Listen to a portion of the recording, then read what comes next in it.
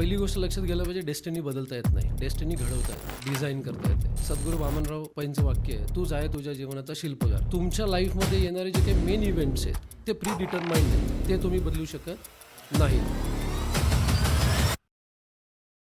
प्रारब्ध ठरलेलं आहे. हा माणूस यावेळी काय कर्म करणार आहे हे सुद्धा ठरलेलं आहे. आपले जे काही सबकॉन्शियस आहे ते ह्या प्लॅनेटशी अननोईंगली कनेक्टेड आहे. तुमची इच्छा असो किंवा नसो, तुम्ही पुरुष असो किंवा स्त्री असो, तुम्ही हिंदू असो किंवा मुस्लिम असो, सो ॲस्ट्रो आणि वास्तू तुम्हाला डिरेक्शन द्यायचं काम करतं, तुमच्या लाईफमधलं सफरिंग कमी करायचं काम करतं आणि तुमच्यात जे काही पोटेन्शियल आहे ते फुल युटिलाइज करून तुम्हाला कमीत कमी वेळेत जास्तीत जास्त कसा रिझल्ट मिळेल त्याच्यासाठी काम.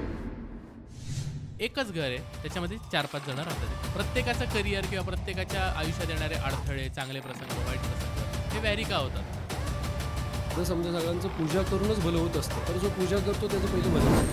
शहरांमध्ये आजकाल स्कीम असते, प्रत्येक मजल्यावरती सेम फ्लॅट असतात आणि त्याच्यामध्ये चेंजेस करण्याचा खूप काय स्कोप नसतो. तर मग अशांनी काय करायचं. साधारण जर समजा तुमच्या घरामध्ये साऊथ ईस्टमध्ये जर समजा टॉयलेट आलं तर वास्तुशास्त्र सांगतं की तुमच्या घरामध्ये पैसा टिकणार नाही आणि तुमचे जे काही एफर्ट्स आहेत त्याला रिझल्ट मिळणार नाही. टेक्निकली नॉर्थ ईस्ट ही आदिती म्हणून एक नक्षत्र देवता आहे, त्याची जागा आहे. 100% वास्तूच्या नियमांनुसार घर होणं शक्य आहे का हा पहिला प्रश्न. आणि जर त्यांनी तसं करण्याचा प्रयत्न केला तर अनेक ज्या घटना तुमच्या पत्रिकेमध्ये लिहिलेल्या आहेत त्याचे इफेक्ट वास्तूच्या चांगला असण्यामुळे कमी होतात. परफेक्ट या जगात काहीच नाही आहे. कोणी म्हणलं मी 100% वास्तूप्रमाणे घर देतो किंवा 100% नशीब तुमचं करून देतो, ते शक्य नाही. न्यू होम बायर्स आहेत ज्यांना पहिल्यांदा आयुष्यात घर घेतलं तर त्यांनी काय काय गोष्टी लक्षात ठेवायला पाहिजे. आता जर समजा एखाद्याच्या पत्रिकेमध्ये ॲक्सिडेंट लिहिलाय, सगळ्यात चांगली रेमेडी काय, त्यावेळी त्या माणसाने तुला मेडिकल ट्रीटमेंट मिळेल अशा ठिकाणी थांबलं पाहिजे. कोणाचा असा समज असेल की मी वास्तू केल्याने माझ्या आयुष्यातले 100% प्रॉब्लेम सॉल्व्ह होतील, ॲस्ट्रॉलॉजी केल्याने 100% प्रॉब्लेम सॉल्व्ह होतील का, तर नाही. सप्रेम नमस्कार, विनंती विशेष मित्रांनो, द पोस्टमनमध्ये तुमचं पुन्हा एकदा स्वागत आहे. मी तुमचा पोस्टमन सर्वेश. आज घेऊन आलो आहे एका नवीन विषयाचं पत्र. ॲस्ट्रॉलॉजीची खूप जणांना हौस असते, वास्तूची जी सायन्स आहे ते पण शिकण्याचं किंवा त्याच्यानुसार आपल्या घरामध्ये बदल करण्याचं खूप जणांना हौस असते. पण ॲस्ट्रो आणि वास्तू असं एकमेकांसोबत जातं का. खरंच एखाद्या व्यक्तीच्या आयुष्यावर त्याची पत्रिका इफेक्ट करते की तो व्यक्ती ज्या घरात राहतो ते घरसुद्धा इफेक्ट करतं.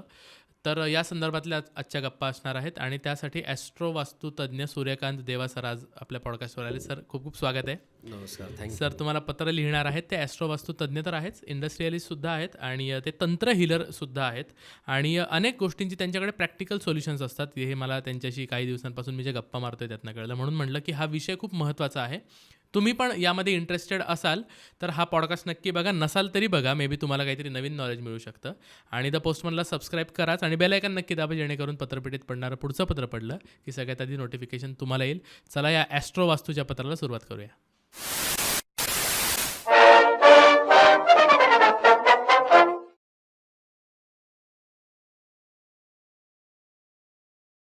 Welcome again sir.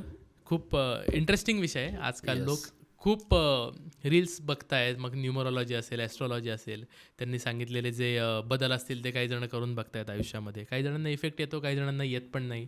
तुम्ही ज्या क्षेत्रातले तज्ज्ञ आहात, ॲस्ट्रो वास्तू स्पेसिफिक हा शब्द, तर हे खरंच इन अँड आउट गोष्टी चेंज करतं की हा फक्त प्लासिबो इफेक्ट, म्हणजे आपण ज्याला म्हणतो की एखाद्याला मानसिक पुश मिळाला आणि मग तो पुढे गेला आणि गोष्टी ओके झाल्या. तर मला थोडंसं ते काम कसं करतं जाणून घ्यायचं आहे. सर्वप्रथम मी तुमच्या सगळ्यांना थँक्यू म्हणतो, कारण हा जो काही विषय आहे तो सध्या आपल्या सोशल मीडियावरती, इन्स्टावरती आणि जे काही यूट्यूबचे जे काही युनिव्हर्सिटीमधून लोकांना ज्ञान मिळतं आहे ते आणि प्रॅक्टिकलमध्ये कुठेतरी गॅप आहे. बरं. बऱ्याच वेळा कसं होतं की ॲस्ट्रॉलॉजी आणि वास्तू बेसिक काय आहे आणि हे कसं काम करतं मी त्याबद्दल थोडं सांगतो. ॲस्ट्रॉलॉजी म्हणजे it's a science of stars, म्हणजे नक्षत्रांचं अभ्यास आहे आणि प्लॅनेट्सचा अभ्यास आहे. आपल्या पृथ्वीवरती जे काही मॅग्नेटिक फील्ड आहे, इलेक्ट्रोमॅग्नेटिक फील्ड आहे, त्याच्यामुळे मनुष्यामध्ये जे काही इव्हेंट्स घडत आहेत लाईफमध्ये ते सगळे डिराईव्ह होतात. पहिली गोष्ट लक्षात गेलं पाहिजे, डेस्टिनी बदलता येत नाही, डेस्टिनी घडवता येते, डिझाईन करता येते. सद्गुरू वामनराव पैंचं वाक्य आहे, तूच आहे तुझ्या जीवनाचा शिल्पकार. या खुर्चीवर त्यांचे पुत्र प्रल्हाद दादा पै पण बसून गेलेत. अरे वा. सो हे तंतोतंत आपल्या प्रत्येकाच्या आयुष्यामध्ये लागू पडतं. सो आपल्याला समजून घ्यायचं आहे, जर समजा हे काम कसं करतंय आणि आपण ह्याच्यामध्ये कसं आहे डायरेक्टली इनडायरेक्टली इन्व्हॉल्ड आहोत. सो ॲस्ट्रॉलॉजी हे जे काही आहे बेसिक कर्माच्या सिद्धांतावरती अवलंबून आहे. कर्माचे सिद्धांत 3 पॅरामीटर्सवरती आपल्याला लेमॅन भाषेमध्ये सांगायचं झालं तर संचित, प्रारब्ध आणि आगामी, प्रारब्ध जे आहे त्याच्यावरती तुमचा कंट्रोल नाही. म्हणजे समजा तुम्ही जन्माने विकलांग आलात, एखाद्या घरामध्ये तुम्ही गरिबाच्या घरी जन्माला आलात, श्रीमंतांच्या घरी जन्माला आलात, ते तुम्ही बदलू शकत नाही. तुमच्या लाईफमध्ये येणारे जे काही मेन इव्हेंट्स आहेत ते प्री डिटरमाइंड आहेत, ते तुम्ही बदलू शकत नाहीत. म्हणजे जन्माला ज्यावेळी आला त्याच वेळी ठरलेलं आहे तुमच्या लाईफमध्ये कुठल्या दिवशी कुठल्या वेळी काय काय इव्हेंट्स आहेत, इन्क्लुडिंग लॉन्जिव्हिटी म्हणजे एखाद्याचं आयुष्य. तुम्ही दीर्घायुष्य असाल, अल्पायुष्य असाल किंवा मिडल लाईफ असाल. सो ह्या सगळ्या गोष्टी ऑलरेडी प्री डिटरमाइंड आहेत. आता हे सगळं डिटरमाइंड जर असेल तर आपल्याला ह्या गोष्टींची उपयोग काय, या गोष्टी कशासाठी बघायच्या. जर सगळं ठरलेलं आहे, सगळं ठरलेलं आहे, पण शेवटी कसं आहे, आयुष्य हा मृत्यूपर्यंतचा प्रवास आहे आणि नेहमी माणसाला प्रवास हा सुखकर व्हावा असं वाटत असतं. त्यामुळे आगामी जे काही आपले करंट लाईफमधले जे काही कर्माज आहेत त्यातल्या जे काही बॅड आणि गुड चॉईसेस आहेत त्यांनी आपलं करंट लाईफ आणि उद्या येणारं लाईफ हे डिसाईड होत राहतं. आता प्रत्येकाच्या लाईफमध्ये चॉईस आहे. आज जो कोणी कुठे आहे ना त्याने त्यावेळी घेतलेल्या चॉईसेस मधले जे काही डिसिजन असेल त्याच्यामुळे त्याचं लाईफ आहे. म्हणजे आज कोणी सक्सेसफुल जरी असेल तर त्यांनी काही सर्टन वेळी काही रिस्क घेतलेली आहे म्हणून तो आज एका ठिकाणी आहे. आणि बऱ्याच वेळा काय होतं की आपल्याला फक्त सक्सेस स्टोरीज दाखवल्या जातात, फेल्युअर स्टोरीज माहिती नसतात. आणि कुठलाही सक्सेसफुल माणूस आहे तो विदाऊट फेल तिथपर्यंत पोचूच शकत नाही. बरोबर. त्यामुळे failure and success is a part and parcel. त्यामुळे त्याला तुम्ही अवॉइड करून जाऊ शकत नाही. There is no shortcut. त्यामुळे प्रत्येक प्रोसेसमधून जाताना तुमचं कमीत कमी सफरिंग व्हावं, तुमची एफिशियन्सी वाढून तुम्हाला हाय प्रोबॅबिलिटीने रिझल्ट मिळावे, त्याच्यासाठी हे शास्त्र तुम्हाला मदत करतं.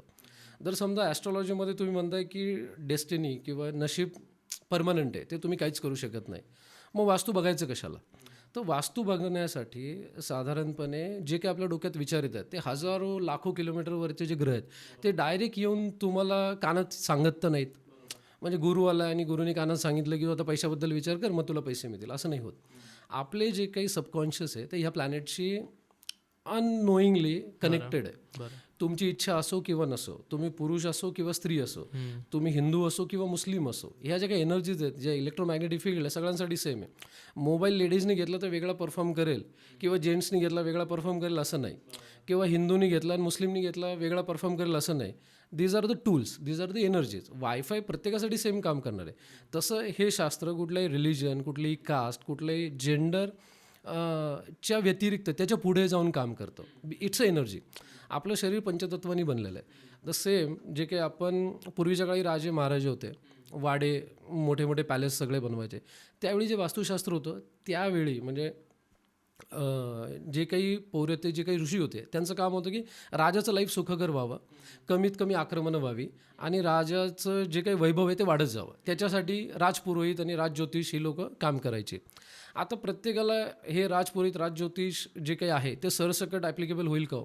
एखाद्याचं शिक्षण नसेल, माईट बी तो कमर्शियल किंवा त्याच्या जे काही बिझनेस करतो त्याच्यामध्ये चांगला असेल. सो आता हा ठोकताळा राहिलेला नाही आहे की तुमच्याकडे एक असेल तरच तुम्ही सक्सेसफुल होऊ शकता. It's a complete package. So Austro आणि वास्तू तुम्हाला डिरेक्शन द्यायचं काम करतं, तुमच्या लाईफमधलं सफरिंग कमी करायचं काम करतं आणि तुमच्यात जे काही पोटेन्शियल आहे ते फुल युटिलाइज करून तुम्हाला कमीत कमी वेळेत जास्तीत जास्त कसा रिझल्ट मिळेल त्याच्यासाठी काम करतं. म्हणून आपण ह्या दोन्ही गोष्टी इंडिपेंडंटली कितपत इफेक्टिव्ह होतील त्याची गॅरंटी थोडी कमी आहे. पण ज्यावेळी आपण कंबाईन करू या सगळ्या गोष्टी त्यावेळी ह्याचा सक्सेस रेट 90% वरती जातो. परफेक्ट ह्या जगात काहीच नाही आहे. कोणी म्हणलं मी 100% वास्तूप्रमाणे घर देतो किंवा 100% नशीब तुमचं करून देतो, ते शक्य नाही आहे. आपल्याला फक्त अलाइनमेंट करून जितका काही चांगलं आहे त्याच्या जवळ जाऊन पोचायचं आहे. ते आपलं सगळं काम आहे. आणि आम्ही ॲस्ट्रोवास्तूच्या माध्यमातून लोकांचं लाईफ स्मूथ व्हायला मदत करतो, त्यांना प्रॉपर डिरेक्शन द्यायला मदत करतो. आता जर समजा तुमच्याकडे 10-12 लॅडर पडलेल्या आहेत, शिड्या पडलेल्या आहेत, त्या जर आणि समोर भिंत आहे आणि तुम्हाला पलीकडे जायचं आहे, जर त्या शिड्या आडव्या पडलेल्या असतील तर तुम्हाला पलीकडे नाही जाता येणार आणि तुम्हाला 10-12 शिड्यांची पण गरज नाही. तुम्हाला एकच शिडी प्रॉपर डायरेक्शनने लावली तर तुम्ही पलीकडे जाऊ शकता. माणसाच्या लाईफमध्ये पण चॉईसेस आणि आयडियाज खूप असतात. तुम्हाला बघायला पाहिजे तुमचं लक, तुमची एक्सपर्टीज आणि तुमची टाईमलाईन कुठल्या गोष्टीला आत्ता पॉझिटिव्ह आहे. तशा पद्धतीने तुम्ही प्लॅन केला तर 10-12ची गरज नाही, तुम्हाला एक गोष्ट पण त्या सक्सेसपर्यंत नेऊन पोचू शकते. आणि गरीब असो किंवा श्रीमंत असो प्रत्येकाला त्याचं लाईफ हॅप्पी, आनंदी आणि स्मूथ असायला हवं. अशा दृष्टीने तो प्रयत्न करतो. सो आजच्या ह्या सगळ्या काही आपल्या डिस्कशनमध्ये आपण हेच जे काही बेसिक नॉलेज जे प्रॅक्टिकल आहे याच्यामध्ये शॉर्टकट काही नाही, याच्यामध्ये तंत्र मंत्र पूजा हे काही नाही, पण ह्या सगळ्या ज्या काही गोष्टी आहेत त्या प्लासिबो इफेक्ट डेव्हलप करतात. तुम्हाला काहीतरी केलं ह्याचं समाधान वाटतं आणि मग तुमच्या जे काही अटेन्शन आहे ते फोकस होऊन तुमचे जे काही एफर्ट्स आहेत त्याला डिरेक्शन मिळते. पण ते बऱ्याच वेळा शॉर्ट लिव्ड असतं, म्हणजे ते फार काही जास्त काळ चालू शकत नाही. पण ज्यावेळी तुम्ही स्पेस अलाइन करता त्यावेळी तुम्ही थॉट प्रोसेस अलाइन करता. तुम्हाला जर समजा शाळेत जाणारं मूल असेल, स्टुडंट असेल, तर त्याला त्याच्या अभ्यासामध्ये कॉन्सन्ट्रेशन आणि ते एक डेडिकेशन डेव्हलप व्हायला हवं. हाऊसवाईफ असेल, ती कुकिंग करत असेल किंवा तिला जे काही छंद असेल, हॉबी असेल, त्याच्यामध्ये तिला एक्सपर्टीज व्हायचं आहे किंवा त्याच्यामध्ये एक्सेल करायचं आहे, त्यासाठी त्या एनर्जी अलाइन करायला पाहिजेत. आणि एखादा जर समजा कमावता पुरुष असेल घरातला, त्याच्यासाठी त्या एनर्जी अलाइन करायला पाहिजेत. हे सगळं आपण त्या वास्तूतून त्या माणसाला अचीव करण्यासाठी मदत करतो. त्यामुळे याच्यामध्ये कुठलाही शॉर्टकट नाही, कुठलंही अंधश्रद्धा नाही. या सगळ्या प्रॅक्टिकल वेनी एक्सपिरियन्स घेऊन स्वतःने करायच्या गोष्टींचे जे काही उपाय आहेत आणि प्रॅक्टिकल सोल्युशन्स आहेत ते आपण द्यायचा प्रयत्न करतो. आता तुम्ही उत्तरामध्ये जस्ट वरचेवर कर्म या शब्दाला टच केलं. ठीक आहे. प्रारब्ध जे आहे ते आपल्याला बदलता येत नाही, ते आपल्या हातामध्ये नाही. ठीक आहे. तुम्ही म्हणालात की कर्म असे असतात की आपण त्याचा इफेक्ट थोडासा कमी करू शकतो, मध्ये जे आपल्याला जे येणार आहे घडवू शकतो. अगदी बरोबर. जर एंड रिझल्ट ठरलेला आहे तर ही जर चांगली कर्म केली आपण तर त्याच्यामध्ये बदल का नाही होऊ शकत? मग मेजर इव्हेंट्सला म्हणजे रामाला वनवास चुकलेला नाही. तुम्ही कुठलेही आज जे काही आपण देव आणि जे काही संत बघतोय त्यांचं आयुष्य बघितलं तर खडतर आहे आणि सगळे समर्थ आहेत, बरोबर. प्रत्येकाने मुहूर्त बघून सगळ्या गोष्टी केलेल्या आहेत, पण त्यांना त्यांच्या लाईफमध्ये ते कर्माचे जे काही रिझल्ट आहेत ते चुकलेले नाही आहेत. आणि आपण मनुष्य म्हणून फार क्षुद्र आहोत या सगळ्या गोष्टींचा प्रयत्न तरी करायला. आपण आपल्या पास्ट लाईफमध्ये जे काही ॲक्युमुलेटेड कर्माज आहेत, पास्ट लाईफमध्ये ज्या पर्सनॅलिटीनी घेऊन जन्माला आलो आहे त्याचे जे काही बॅड कर्माज आहेत त्याचं सफरिंग आपल्याला तर भोगायचंच आहे. पण त्याची जर ग्रॅव्हिटी कमी करता आली तर तुमचं सफरिंग कमी होईल, तुमचा त्रास कमी होईल. हे कर्मावर अवलंबून आहे. हे कर्मावरतीच. हे सगळे 3 कर्माचे नियम आहेत, तुमचं संचित, प्रारब्ध आणि आगामी. संचितमध्ये तुमचं ॲक्युमुलेटेड जे पास्ट लाईफपासून चाललेलं आहे, रिइन्कार्नेशन आपण ज्यावेळी म्हणतो, आणि गुड अँड बॅड डेट जे काही केलेले असेल. म्हणून तुम्ही बघितलं असेल की एखादा खूप चांगल्या घरात जन्माला येतो, एखादा खूप गरीब घरात जन्माला येतो. बऱ्याच वेळा बघितलं असेल की एखाद्याला जन्मजात काहीतरी आजार असतो. तो हे आपल्या जे काही पास्ट लाईफचे कर्माज आहेत त्याचं फळ आहे. ते बऱ्याच वेळा ह्या जन्मात मिळेल किंवा पुढच्या जन्मात मिळेल. तुम्हीच हे केलेलं असेल, नॉट नेसेसरी, तुमच्या फॅमिलीने पण केलेलं असेल, त्याचंही तुम्हाला बघू शकता. कारण फादर मदर, बहीण भाऊ हे परमनंट जे काही रिलेशन जे चेंज करू शकत नाही ते तुमच्या कर्माचा पार्ट म्हणून तुमच्या बरोबर आलेले आहेत. बऱ्याच वेळा लग्न झाल्यानंतर एक कार्मिक मेस म्हणून आम्ही ॲस्ट्रॉलॉजीमध्ये शब्द वापरतो. जर समजा एखाद्या नवरा बायको सतत भांडण होत असेल, that is a symbol of कार्मिक मेस. पास्ट लाईफमध्ये या जन्मात तुम्ही नवरा बायको आहात, नॉट नेसेसरी पास्ट लाईफमध्ये तुम्ही नवरा बायकोच असाल, रिलेशन काही वेगळं असू शकतो, पण जे काही तुमच्या बॅलन्स शीटमध्ये कॅरी फॉरवर्ड राहिलं ना, तुम्ही ते ह्या आयुष्यामध्ये येऊन कंप्लीट करायचा प्रयत्न करता. जर समजा तुमच्या लक्षात आलं की माझं मॅरेज लाईफ स्मूथ नाही आहे, तर 2 गोष्टी करू शकतो. एक, आपण ते स्मूथ होण्यासाठी प्रयत्न करू शकतो, म्हणजे काय, त्याला फेस करून, ॲडजस्टमेंट करून, एक्सेप्ट करून, किंवा दुसरं त्याला ब्रेक करून. आता ब्रेक करण्यासाठी मॅरेज ह्या ज्या काही गोष्टी आहेत त्याला सोसायटीनी लिगॅलिटीमध्ये इतके काही पॅरामीटर्स लावलेले आहेत, एकत्र येणं सोपं आहे, बाजूला जाणं अवघड आहे. ह्यापेक्षा उलटं असायला हवं होतं. एकत्र येणं अवघड असायला पाहिजे होतं आणि बाजूला जाणं सोपं असायला पाहिजे होतं. कारण एकत्र येण्यामध्ये सफरिंग कमी आहे, पण बाजूला होण्यामध्ये सफरिंग जास्ती आहे. कारण ज्यावेळी तो चॉईसच अवेलेबल नाही आहे आजच्या सोसायटीमध्ये, तिथे सफरिंग वाढतात. आणि 60-70% मॅरेज लाईफमध्ये इश्यूज आहेत की जिथे एकमेकांच्या मनासारखे ते दोघेजण वागत नाही आहेत.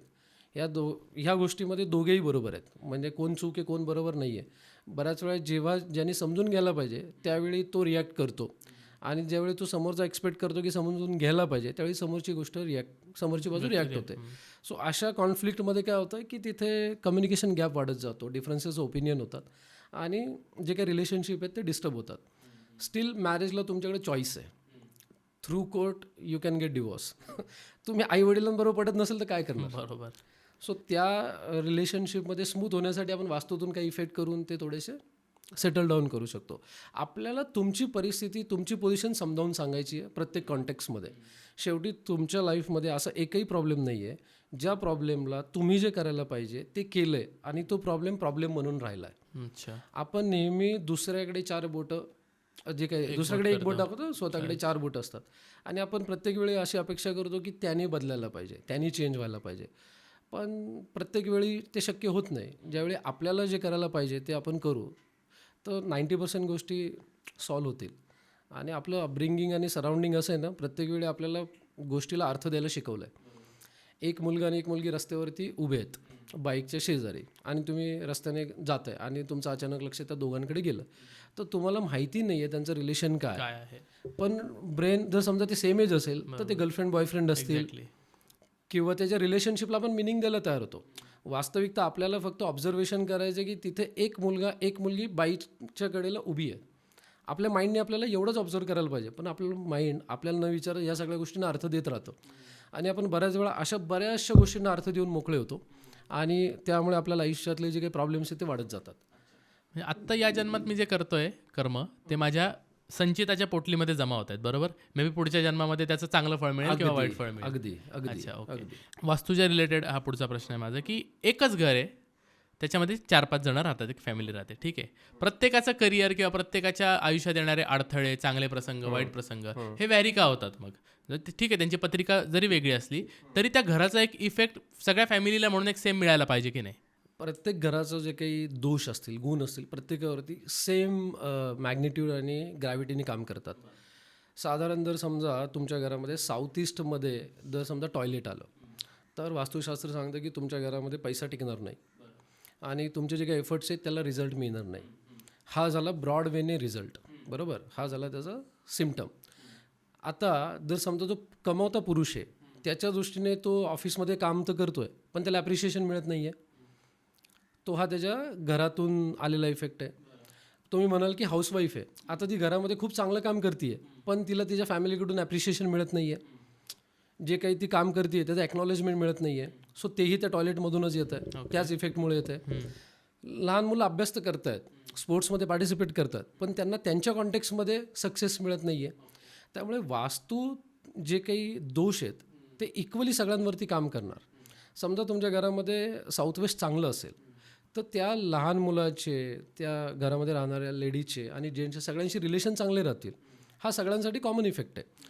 त्यामुळे जे काही कॉमन दोष आहेत त्याचा इफेक्ट पण सगळ्यांना मिळेल, जे काही कॉमन पॉझिटिव्ह पॉईंट्स आहेत त्याचा इफेक्ट पण सगळ्यांना मिळेल. पण त्या कॉन्टेक्स्टमध्ये मुलांना त्यांच्या एज्युकेशनमध्ये मिळेल, त्यांच्या फ्रेंड सर्कलमध्ये मिळेल, लेडीजला त्यांच्या किटी पार्टी ग्रुपमध्ये मिळेल, त्यांच्या सोशल सर्कलमध्ये, रिलेशनमध्ये मिळेल.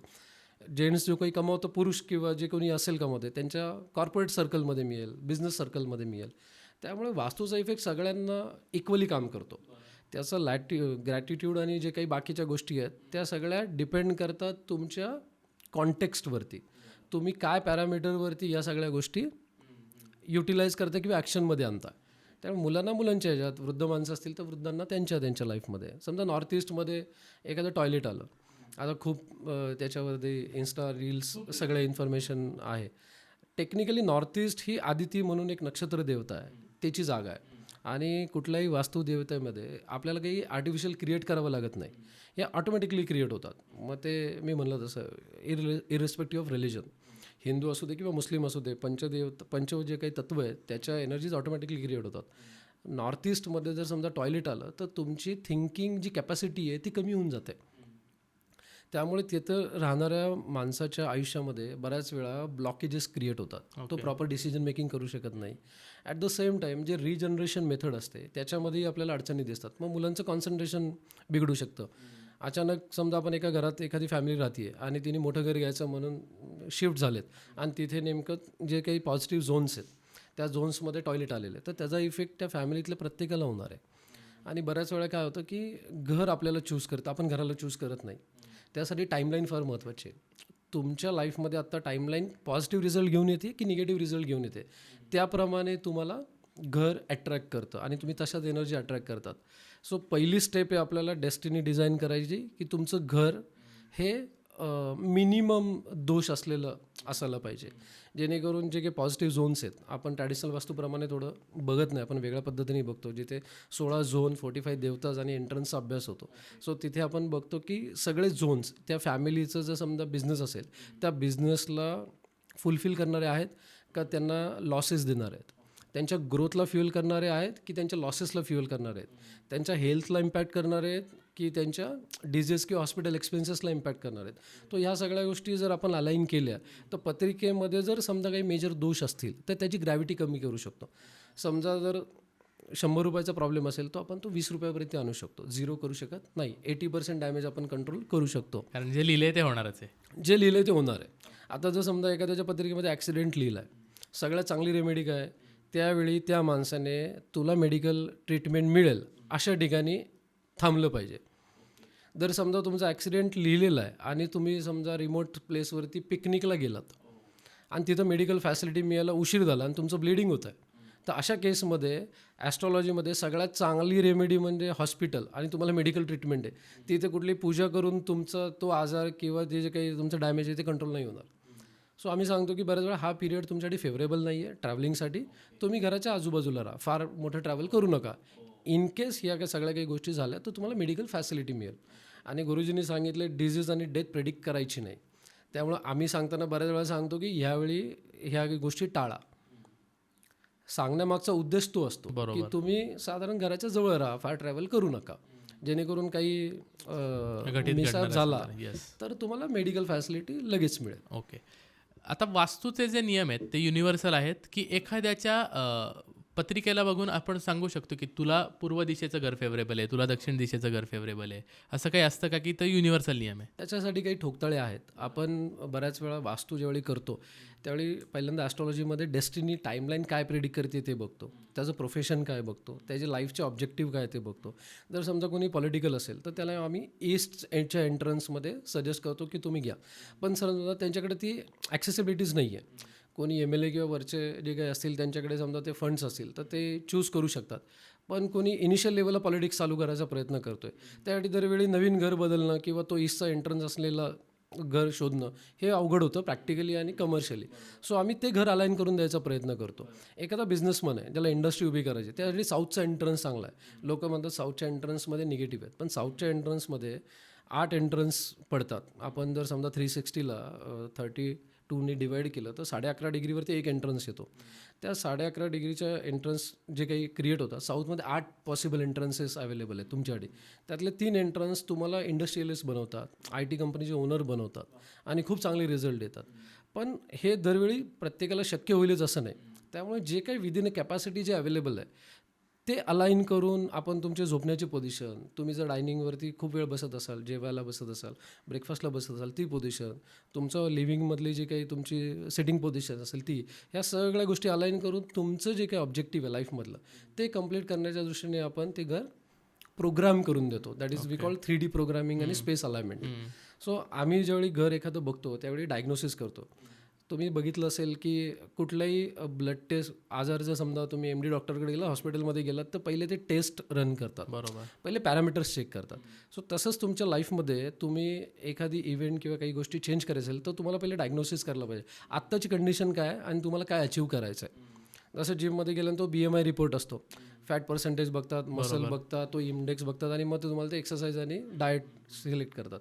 द सेम केस ज्यावेळी वास्तू आपण ज्यावेळी करतो त्यावेळी त्या घराचा मॅप काढतो. आपला ड्राफ्ट्समन जातो, तो प्रॉपर मेजरमेंट घेतो लेझर मीटरने आणि 0 डिग्रीवरती ईस्ट आणि नॉर्थ कुठे हे मार्क करून आपण ऑटोकॅडमध्ये एक ड्रॉइंग बनवतो. आणि त्या ड्रॉइंगमध्ये आपल्या लक्षात येतं की ह्या घरामध्ये राहणाऱ्यांचं लाईफ साधारण कसं असणार आहे. आणि मग त्या छोट्या छोट्या अलाइनमेंट गोष्टी, activity planning, utility planning, space surgery आणि 3D प्रोग्रामिंग या 4 स्टेपमध्ये आपण डेस्टिनी डिझाईनचं कन्सेप्ट जे काही आपलं जे काही सोल्युशन ते ऑफर करतो. पण आता जे शहरांमध्ये आजकाल स्कीम असते, बरोबर, प्रत्येक मजल्यावरती सेम फ्लॅट असतात आणि त्याच्यामध्ये चेंजेस करण्याचा खूप काय स्कोप नसतो, विशेषतः स्टुडिओ अपार्टमेंट वगैरे असेल तर मग अशांनी काय करायचं, ह्यांना काय पर्याय ज्याच्यामध्ये तोडफोड करून चेंजेस करणं शक्यच नाही आहे? आपल्या इथे तोडफोड करायची गरज पडत नाही. आपण स्पेसच्या एनर्जीज अलाईन करतो आहे. त्यामध्ये काय, ज्या एनर्जीजचे प्रत्येक डिरेक्शनचं काही मेटल डिसाईड केलेलं आहे. एका फ्लोअरवरती 8 फ्लॅट असतील ना, त्यातले 2च सगळ्यात बेस्ट फ्लॅट आहेत. राहिलेल्या 6 फ्लॅटमध्ये काही ना काही प्रॉब्लेम आहेत.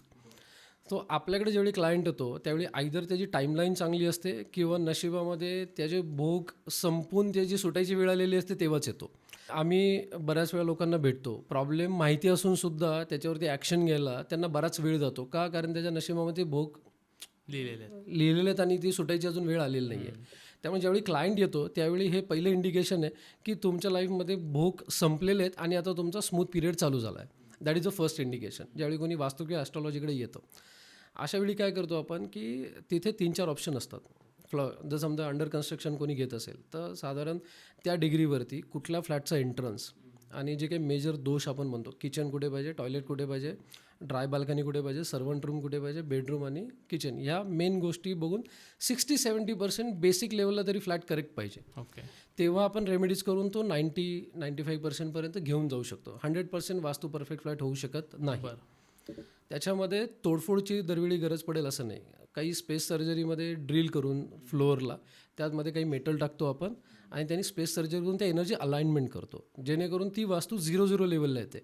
म्हणजे वास्तू आत्ता कुठलाही प्रॉब्लेम क्रिएट करणार नाही, कुठलाही पॉझिटिव्ह इम्पॅक्ट देणार नाही. 0-0 लेवलला म्हणजे तुमच्या जे काही नशिबात आहे ते 100% तुम्हाला मिळणार विदाऊट एनी प्रॉब्लेम्स किंवा ऑब्स्टॅकल्स. आता फॉर एक्झाम्पल 2 हेल्दी माणसं धावत आहेत रेसमध्ये. मी एकाच्या पायाला 5 किलोचं वजन बांधलं आहे, दुसऱ्याला तसंच धावायला सांगितलं आहे. दोघंही हेल्दी आहेत, पण ते अनवॉन्टेड बॅगेज जे काही मी पायाला बांधले नाही त्या वजनामुळे त्याच्यामध्ये दोघांच्या परफॉर्मन्समध्ये फरक पडतो. तर सेम जे काही अनवॉन्टेड बॅगेज आहेत ना वास्तूमधलं ते काढायचं काम आपण करतो स्पेस सर्जरी थ्रू. आणि मग त्याच्यामध्ये बूस्टर एक रेमेडी येते. त्याच्यामध्ये जर समजा कोणाला काही अचीव करायचं असेल, टाईमलाईन सपोर्टिव्ह नसेल तर तिथे काही गोष्टी आपण एनहान्स करतो, जेणेकरून जसं आपण जिममध्ये गेल्यानंतर लोक वे प्रोटीन्स किंवा सप्लिमेंट्स घेतात, पर्टिक्युलर साईज बनवायसाठी काही पर्टिक्युलर एक्सरसाइज करतात, तसं वास्तूमध्ये आपण काही रेमेडीज करतो जेणेकरून त्या झोन रिलेटेड, त्या ऑब्जेक्टिव्ह रिलेटेड त्या माणसाचं थिंकिंग पॅटर्न बदलेल, त्याला चॉईसेस अवेलेबल होतील आणि ते चॉईसेस जे काही अवेलेबल आहेत त्यांनी तो डिसिजन घेऊ शकेल. शेवटी जे काही आपल्या डोक्यात विचार येत आहेत त्यांनी आपल्याकडे चॉईसेस अवेलेबल होत आहेत आणि आज जे काही आपण आहोत त्या डिसिजनमुळे आहोत. त्यामुळे चांगले चॉईसेस तुमच्याकडे अवेलेबल असणं, तशा पद्धतीची माणसं तुम्हाला भेटणं आणि त्या माणसांनी फेवरेबली तुम्हाला ऑपॉर्च्युनिटी ऑफर करणं, या सगळ्या गोष्टी महत्त्वाच्या आहेत. सो त्यासाठी आपण चेंज करतो. त्यामुळे एकाच मजल्यावरती जर समजा 50 माळ्याची बिल्डिंग असेल तर प्रत्येकाला इफेक्ट वेगवेगळा येऊ शकतो. एखाद्या वास्तूमध्ये समजा हेल्थ रिलेटेड प्रॉब्लेम असेल तर त्या 5ही लोकांना हेल्थ रिलेटेड प्रॉब्लेम नाही फेस होणार किंवा एक्सपिरियन्स नाही होणार. ज्याच्या टाईमलाईनमध्ये डिझीज लिहिलेला आहे त्यालाच तो इफेक्ट जाणवणार. फ्लॅटमध्ये तर चेंजेस करणं खूप अवघड आहे, कारण ऑलरेडी ते कन्स्ट्रक्टेड असतात. खूप लोक जेव्हा बंगला बांधतात स्वतःचा तेव्हा खूप काटेकोरपणे नियम पाळतात बरेच जण, की बुवा मला 100% वास्तूच्या नियमांनुसार पाहिजे. तर 100% वास्तूच्या नियमांनुसार घर होणं शक्य आहे का, हा पहिला प्रश्न. आणि जर त्यांनी तसं करण्याचा प्रयत्न केला तर अनेक ज्या घटना तुमच्या पत्रिकेमध्ये लिहिलेल्या आहेत त्याचे इफेक्ट वास्तूच्या चांगला असण्यामुळे कमी होऊ शकतात का? 100% वास्तूप्रमाणे कुठलीच प्रॉपर्टी होऊ शकत नाही. That is the first rule. काय रिझन? त्याच्यामध्ये काय बऱ्याचशा गोष्टी ज्या काही जुन्या वास्तुशास्त्राच्या ग्रंथांमध्ये आपल्याला सापडतात त्या राजे महाराजांसाठी डिझाईन केलेल्या आहेत. मॉडर्न वास्तूमध्ये मागच्या 60-70 वर्षामध्ये जो काही रिसर्च झालेला आहे त्यांनी आपण ॲक्युरसी 100%च्या जवळ जाऊ शकतो. परफेक्ट ना त्यावेळी होतं ना आत्ता आहे ना पुढेही होणार आहे, कारण इट्स अ इव्हॉल्विंग आहे. It's a science of observation. जे काही पॅटर्न्स ठरलेले त्या पॅटर्नचा अभ्यास करून आपण काहीतरी प्रेडिक्ट करायचा प्रयत्न करतो. म्हणून ॲस्ट्रॉलॉजी, डॉक्टर, ॲडव्होकेट, आर्किटेक्ट हे जे काही प्रोफेशन आहेत त्याला प्रॅक्टिस करतो असं म्हणतात. प्रॅक्टिस करतो. सो डॉक्टर पण 100% तुम्हाला सक्सेस देऊ शकत नाही. डॉक्टरकडे पण फेल्युअर केसेस असतात. बरोबर. डॉक्टर पण एका लेवलला म्हणतो की बॉडी रिस्पॉन्ड करत नाही आहे. डॉक्टर 100% प्रत्येक वेळी प्रत्येक पेशंटला सेम ट्रीटमेंट देतो. रादर प्रत्येक वेळी त्याची इच्छा असते की प्रत्येक पेशंट बरा होऊन घरी जावा, पण त्यावेळी त्या पेशंटची बॉडी सपोर्ट करत नाही. म्हणजे ॲस्ट्रॉलॉजीमध्ये ती टाईमलाईन ती सपोर्टिव्ह नाही आहे. सो आपण जे काही ट्रीटमेंट घेतो किंवा सगळे वकील घेतो त्या सगळ्यांमध्ये फेल्युअर पर्सेंटेज 100%. 100% कुठलीच प्रॅक्टिस होऊ शकत नाही. जर ती 100% असती तर प्रत्येकजण देव झाला असता. बरोबर. आणि त्याच्यामध्ये दुसऱ्या कशाची गरज नसते. त्यामुळे इट्स अ प्रॅक्टिस. त्यामुळे मॅक्सिमम प्रोबॅबिलिटीने जे काही आहे तिथे जायचा आपण प्रयत्न करतो. तर सेम वे जे काही ॲस्ट्रोवास्तूचे जे आत्ता नोन जे काही रूल्स रेग्युलेशन्स आहेत त्याने आपण क्लोज टू द 100% जाऊ शकतो. इवन नवीन बंगलो कन्स्ट्रक्ट करत असताना सुद्धा जुन्या वास्तुशास्त्रामध्ये लिहिलेले घरामध्ये टॉयलेट नको, किचन नको, तुमचे दिवाणखाना वेगळा पाहिजे, म्हणजे लिव्हिंग रूम वेगळी पाहिजे, तुमची बेडरूम वेगळी पाहिजे. आता बंगलो बांधताना एवढं सगळं सेपरेट केलं तर प्रॅक्टिकली शक्य आहे का? नाही. सो दरवेळी प्रत्येक वास्तूचे जे काही सगळे नियम ग्रंथात लिहिलेले आहेत ते ॲप्लिकेबल करणं शक्य होत नाही. त्यामुळे कोणाचा असा समज असेल की मी वास्तू केल्याने माझ्या आयुष्यातले 100% प्रॉब्लेम सॉल्व्ह होतील, ॲस्ट्रॉलॉजी केल्याने 100% प्रॉब्लेम सॉल्व्ह होतील का, तर नाही. पहिल्या मजल्यावरती तुम्ही आहात त्यावेळी तुमचे प्रॉब्लेम्स वेगळे आहेत, 5th फ्लोअरला जाल त्यावेळी तुमचे प्रॉब्लेम्स वेगळे आहेत, 10th फ्लोअरला जाल तुमचे प्रॉब्लेम्स वेगळे आहेत. पहिल्या मजल्यावरचा व्ह्यू वेगळा असू शकतो, 5व्या मजल्यावरचा व्ह्यू वेगळा असू शकतो, 10व्या मजल्यावरचा व्ह्यू वेगळा असू शकतो. उदाहरणार्थ ज्यावेळी एखादा नवीन कामाला लागला आहे घरातला मुलगा आणि त्याला 25,000 पगार आहे आणि त्याने वर्षात 2 वर्षातच नवीन घर घेतलं, त्यावेळी बँक तुम्हाला 50% EMI साधारण देते. त्यावेळी 12,500 रुपये EMI त्याला पडला. ज्यावेळी तो 12,500 पगाराच्या 50% EMI भरतो ना, त्याला जड वाटतो. पण 10 वर्षांनी ज्यावेळी त्याची सॅलरी 1,00,000-1,25,000 होते आणि त्यावेळी समजा तोच EMI असेल तो त्याला जड वाटत नाही का, कारण त्याची ती अर्निंग कॅपॅसिटी वाढलेली आहे. सो आपल्याला वास्तू आणि ॲस्ट्रोचे हे जे काही सगळे नियम आहेत त्याने करून त्या माणसांची कॅपॅसिटी वाढवायची, जेणेकरून तुमच्याकडे जे काही प्रॉब्लेम्स येत आहेत ना त्याला तुम्ही फेस करू शकता, तुम्ही कॅपेबल असू शकता. यातले जे बिलिव्हर्स आहेत त्यातले खूप लोक असा विचार करतात, जरी क्षमता असली स्वतःची तरी स्वतःचं घर घेत नाहीत, ते भाड्याच्याच घरामध्ये राहतात आयुष्यभर. त्याचं कारण ते असं देतात की याचा जो दोष असेल तो त्या मालकाला लागेल, मला त्या घरात राहायचा तो इफेक्ट मला मिळणार नाही, म्हणून माझं आयुष्य सुकर होऊ शकतं. तर एखाद्या घराचा दोष जो असतो त्या घरामध्ये राहणाऱ्या भाड्याने राहणाऱ्या व्यक्तीला लागतो की तो मालकाचा असतो, हा पहिला प्रश्न. आणि दुसरा प्रश्न की मग फ्लॅट ओन करत असताना त्याच्या मागचा जो मालक आहे तर त्याचा इफेक्ट त्या घरातून पूर्ण गेलेला असतो का, तो नवीन मालकाला लागतो का? I am talking about second hand property kind of. हा खूप इंटरेस्टिंग आणि सगळ्यांना पडलेला प्रश्न आहे. पहिली तर गोष्ट आपल्या ही जी काही श्रद्धा आहे ती अंधश्रद्धा आहे की वास्तू मालकालाच त्रास देतं. वास्तूला मालक कळत नाही, टेनंट कळत नाही. त्याच्यामुळे काय, तुम्ही एनर्जीशी अभ्यास करता. जर समजा मी तुमच्या ऑफिसमध्ये आहे, मी तुमचा वायफाय घेतला आहे, तर तो तुम्हाला वेगळे रिझल्ट देणार नाही, मला वेगळे रिझल्ट देणार नाही. वायफायचं काम करणार, तुम्ही जे काही ब्राउझिंग करताय वायफायचा उपयोग करून ते तुम्हाला, आणि मी जे काही ब्राउझिंग करतो तुमच्या वायफायचं करून, फंक्शनॅलिटी सेम आहे. Irrespective of gender, irrespective of owner, irrespective of religion, irrespective of whatever you are, energy सगळ्याचं काम करणार आहेत. जर समजा ह्या रूममध्ये आपण रेड लाईट लावली किंवा वेगळ्या कलरचा बल्ब लावला इथे, तर मला इथलं जे काही ॲम्बियन्स आहे त्या कलरनेच दिसणार आहे. त्याच्यामध्ये मी जेंट्स आहे म्हणून मला वेगळं दिसेल, दुसरं कोणी लेडीज आहे त्याला वेगळं दिसेल, नाही. We are working with energy सगळ्यांसाठी युनिव्हर्सल काम करणार. बरोबर. ज्याची जी कॅपॅसिटी आहे त्याच्याप्रमाणे त्याला ते पॉझिटिव्ह किंवा निगेटिव्ह रिझल्ट एक्सपिरियन्स करायला मिळणार. त्यामुळे हा लागू होतो नियम ॲस्ट्रॉलॉजीमध्ये. जर समजा तुमची एक प्रॉपर्टी आहे, तुम्ही दुसरी प्रॉपर्टी घेत आहे, ती प्रॉपर्टी इन्व्हेस्ट करताना ती प्रॉपर्टी तुमची ॲप्रिशिएट होईल की डेप्रिशिएट होईल हे तुमच्या टाईमलाईनवरून ठरेल. बऱ्याच वेळा आता फॉर एक्झाम्पल एखादे 2 मित्र आहेत, एकाने फ्लॅट घेतला आहे पर्टिक्युलर समजा एका एरियामध्ये, दुसऱ्याने फ्लॅट घेतला दुसऱ्या एरियामध्ये. दोघांची टाईमलाईन साधारण एका वेळी एकाची निगेटिव्ह आहे इन्व्हेस्टमेंटसाठी, दुसऱ्याची पॉझिटिव्ह आहे. सो एका मित्र ज्याची निगेटिव्ह आहे ना तो अशा एरियात जातो की जिथे प्रॉपर्टी ॲप्रिशिएटच नाही होणार, आणि दुसरा सेम अमाऊंटचा फ्लॅट दुसऱ्या एरियामध्ये घेतो आहे ज्याची टाईमलाईन चांगली आहे, त्याने तो फ्लॅट 5 वर्षामध्ये दुप्पट होतो. आणि दुसऱ्याने ज्याची टाईमलाईन खराब आहे त्यांनी फ्लॅट घेतला ना तिथे 20-25% पण प्राईस वाढलेली नसते. हे कशामुळे होतं, ते तुमच्या टाईमलाईनमध्ये घेतलेल्या डिसिजन मेकिंगमुळे. सो तिथे ॲस्ट्रॉलॉजीचा रोल येतो. पण वास्तूमध्ये तुम्ही राहताय कोण याचा काही तसा संबंध नाही आहे. आणि मागच्या मालकाचा दोष पुढच्याला लागू होतो? दोष नाही, तुम्ही इथून गेलात की संपला विषय. ना. तुम्ही तुमच्या ऑफिसमध्ये जात आहेत तर जे काही ऑफिसचं वास्तू आहे ते तुमच्यावरती काम करणार. तुम्ही एखाद्या कॅफेमध्ये 30 मिनिटापेक्षा जास्ती बसलाय तर ते कॅफेमधलं वास्तू तुम्ही ज्या झोनमध्ये बसलाय ते तुमच्यावरती काम करणार. सो इररिस्पेक्टिव्ह ऑफ प्लेस, ओनरशिप, वास्तू तुमच्यावरती काम करतं. कारण आपलं सबकॉन्शियस या इलेक्ट्रोमॅग्नेटिक फील्डला रिॲक्ट करत असतं, ते आपल्याला विचारून रिॲक्ट करत नाही. तुम्ही बऱ्याच वेळा बघितलं असेल काही लोकांना भेटल्यानंतर खूप फ्रेश वाटतं, काही लोकांना भेटल्यानंतर तुमची एनर्जी ड्रेन झाल्यासारखी वाटते. तुमची इच्छा नसते एनर्जी ड्रेन व्हायची, पण तुम्हाला वीक वाटायला लागतो, लो फील व्हायला लागतो. काही लोकांना भेटल्यानंतर फार निगेटिव्ह फिलिंग यायला लागतात. Y? Because they are sucking your energy.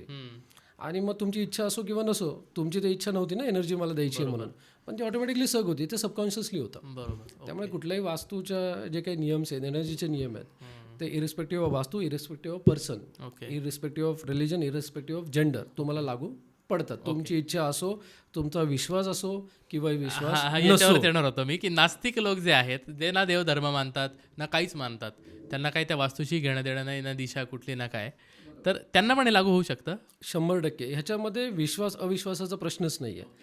आता आपण प्रत्येकजण ट्रॅव्हल करतो, बरोबर. गुगल मॅप अवेलेबल आहे प्रत्येकाला. तुम्हाला इथून समजा एका एक्स डेस्टिनेशनला जायचं आहे, तुम्ही गुगल मॅपवरती लावलं तर तुम्हाला घरातून निघतानाच माहिती आहे मला 2 तास 30 मिनटं लागणार आहेत, ह्या पॅचमध्ये आत्ता ट्रॅफिक दिसतं आहे, बरोबर. तुम्ही गुगल मॅप न वापरता जरी गेलात तरी साधारण टेंटेटिव्ह जर तुम्हाला तो पॅटर्न माहिती असेल तर साधारण तेवढाच वेळ जातो. पण जर समजा तुम्ही थोडे पुढे गेला आणि ट्रॅफिकमध्ये अडकलात, मग तुमची एन्झायटी चालू होते, मग तुम्ही रेस्टलेस होता. मग त्यावेळी हे सायन्स कामाला येतं. तुम्हाला माहिती आहे जर समजा ह्या टाईमलाईनमध्ये तुमचा स्पीड कमी असायला हवा, इथे थोडेसे स्लो रिझल्ट मिळणार आहेत, तुमचे जास्ती एफर्टची गरज आहे. त्यामुळे तुम्ही विश्वास ठेवा, अगर विश्वास ठेवू नका. ॲस्ट्रॉलॉजी आणि वास्तू is a map of your life. त्यामुळे तुम्ही वापरा, अगर वापरू नका, इफेक्ट तुम्हाला सेमच मिळणार आहेत. पण जर समजा तुम्ही वापरलं तर रेस्टलेसनेस, एन्झायटी आणि स्मूथनेस कमी होईल. समजा तुम्ही उद्या चितळ्यांच्या दुकानात गेला, आता तर मला वाटतं दिवसभर चालू असतं, पण पूर्वी 1 ते 4 बंद असायचं. आता कोणी बाहेरचा पाहुणा आला आहे पुण्यामध्ये आणि त्याला चितळीकडून काहीतरी घ्यायचं आणि तो 1:15 वाजता दुकानासमोर जाऊन उभा राहिला. त्याला टाईम टेबल माहीत नाही आहे. दुकान उघडणारे 4 वाजता. सो तो 1:15 वाजल्यापासून आत्ता दुकान उघडेल, मग दुकान उघडेल, अर्धा तास थांबला, 1.5 तास थांबला, 2 तास थांबला, 3-3:30 वाजता तो रेस्टलेस व्हायला लागेल. पण दुकान 4 वाजता उघडणार आहे. पण हे जर तुम्हाला 1:15ला माहिती असतं तर तुम्ही तेवढ्या वेळात दुसरी बाकीची कामं करून आला असतात. सो लाईफचं पण तेच आहे. जर एखाद्या माणसाच्या नशिबामध्ये लग्न 28 नंतर लिहिलेलं आहे आणि त्याचे आईवडील, त्या मुलीचे आईवडील वयाच्या 22व्या वर्षीपासूनच स्थळ शोधायला सुरुवात करत आहेत. 25-26व्या वर्षी त्या मुलगी फ्रस्ट्रेशनमध्ये जाते, नातेवाईकांच्या प्रेशरमुळे त्या आईवडीलही टेन्शनमध्ये जातात. पण त्या मुलीचं लग्न जन्मजातच लिहिलेलं आहे की 28व्या वर्षानंतर होणार आहे. तर ती मुलगी ॲटलिस्ट 22व्या वर्षापासून त्याच्या मागे नाही लागणार ना. तुम्ही साधारण 27-28 नंतर सर्च करायला लागाल आणि ऑटोमॅटिकली घडेल. आणि जर असा विचार केला ना प्रत्येक वेळी, आपल्या आयुष्यामध्ये पण अशा काही गोष्टी घडतात की त्यावेळी आपण काही स्पेसिफिक आणि एक्स्ट्रा एफर्ट केलेले नसतात, पण रिझल्ट खूप स्मूथपणे आणि अचानक मिळालेले असतात. प्रत्येकाच्या लाईफमध्ये अशा गोष्टी घडतात. प्रयत्न तर प्रत्येकजण प्रत्येक लेवलला करतच होता, पण रिझल्ट त्याच वेळी का मिळाला? आपण ज्यावेळी करिअरची सुरुवात करतो त्याचवेळी 10-12 वर्षाचा जो काही स्पॅन असतो सुरुवातीचा प्रत्येकाचा, सो त्याच्यामध्ये काही लोकांना पहिल्या 2-3 वर्षात चांगली ऑपॉर्च्युनिटी मिळते, काही लोकांना 7-7, 8-8 वर्ष झालं तरी ऑपॉर्च्युनिटी मिळत नाही. असं का होतं? That is because astrological timelines. आणि त्या टाईमलाईन्स तुम्हाला माहिती असतील तर तुम्ही त्याला अल्टरनेटिव्ह काहीतरी शोधू शकता. जर समजा एखाद्याच्या पत्रिकेमध्ये नोकरी आहे, नोकरीमध्ये जे काही सपोर्टिव्ह रोल्स आहेत ते सपोर्ट करत नाही आहेत ग्रोथला, तर आम्ही त्याला काय सांगतो, पॅसिव्ह इन्कमसाठी एफर्ट घ्या. तुम्हाला नोकरीमध्ये जे काही एफर्ट्स आहे तिथून सिनियरचा सपोर्ट नाही मिळणार, लवकर चेंज नाही मिळणार, तुम्ही जे काही एफर्ट घेता त्याला ॲप्रिशिएशन नाही मिळणार.